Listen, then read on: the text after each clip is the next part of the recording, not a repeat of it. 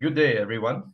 In Mark chapter 2, verse 18 to 22, we read that John's disciples and the Pharisees were fasting, but Jesus' own disciples were not.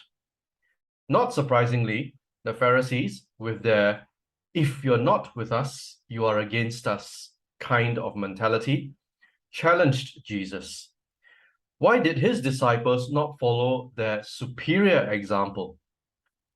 Jesus puts them in their place by reminding them of the whole point of fasting. When the people of God fast, it was to put themselves in a position to encounter God. The act of abstaining from food was to convey a sense that encountering God was so important, far more than even food itself. And the beneficiary, so to speak, of this gesture was not God, it was the person fasting. I suspect in the case of the disciples, there was no need for fasting because they were already in an encounter with God, in the sense that he was right there with them.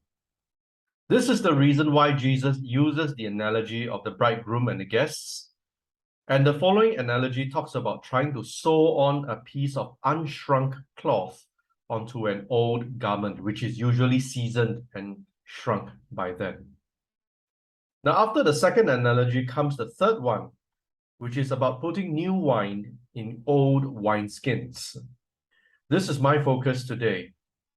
Before the development of wine bottles, wine was kept in wineskins, similar in appearance to media descriptions of desert travelers carrying water in leather pouches, but as its name says, it is used only to carry wine. Wine, being chemically active as opposed to water, inevitably causes some change to the wineskin over time and over repeated use.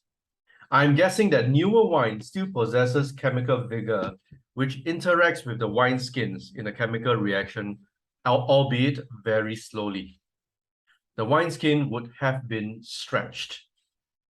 The interaction of the wine, especially new wine, with the wineskin would have imposed some stress on the inside surface of the wineskin.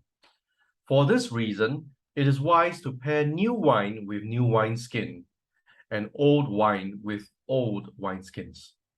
Otherwise, the fermentation of the new wine would cause the old wineskin to burst and the wine would be wasted.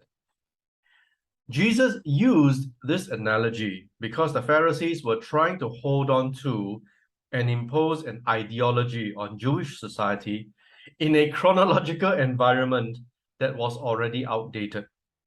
It was outdated because the traditions and customs of the Jews were supposed to be a medium through which God's interaction with human history was to culminate in the ministry of Jesus. The traditions and customs were the old wineskin in the story. It was their way of life and the way they perceived themselves and the world. The new wine, on the other hand, was represented by the arrival and ministry of Jesus, which was to impute new meaning and perspective into those very traditions and customs.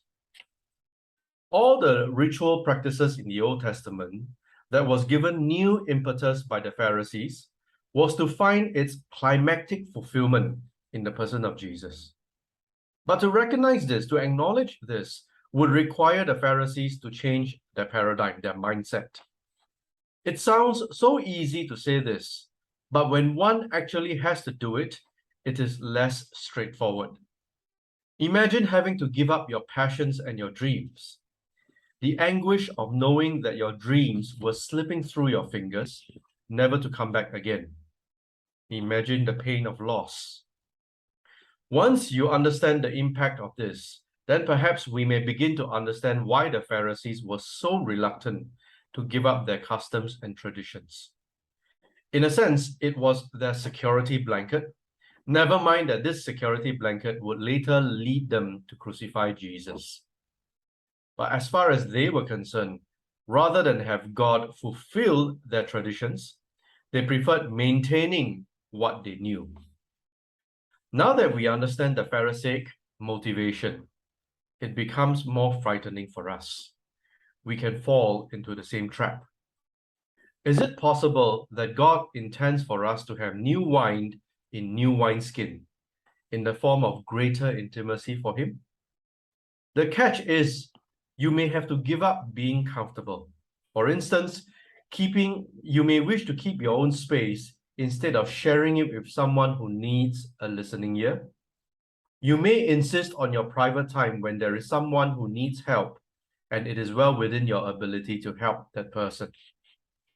It may well be sharing knowledge with a schoolmate, but running the risk that the knowledge is no longer something only you possess. And the list goes on. In short, anything that protects your own interests, even in and by itself, it may be nothing wrong. Or worse, it could be harboring a secret sin that hinders the progress towards a deeper life with Jesus. Maybe we could be putting up a front of godliness in front of others, but being abusive towards our own family. Or maybe we could be indulging in pornography and refusing to acknowledge its evil and then change. It could even be an innocent habit that God has been trying to tell you to overcome, but you refuse because you hope you can hang on to these pleasures while presuming to worship God acceptably. And the worst is, you actually know that these guilty pleasures are incompatible with intimacy with God, but it is more important to have your pleasures than to give them up in favor of intimacy with Him. After all, pleasures you can perceive with your five senses, but who's to know whether God is real enough to be a reality? I've just given you examples of trying to fit a new life with an old one. It is the same as trying to put new wine into old wineskins. And just like the old wineskins, intimacy with God is forced into a common space with worldly pleasures. And these two things are a recipe for an explosion. So I urge every member of CCK, choose you this day whom or what you will follow, because your decisions have implications for eternity. The Lord be with you.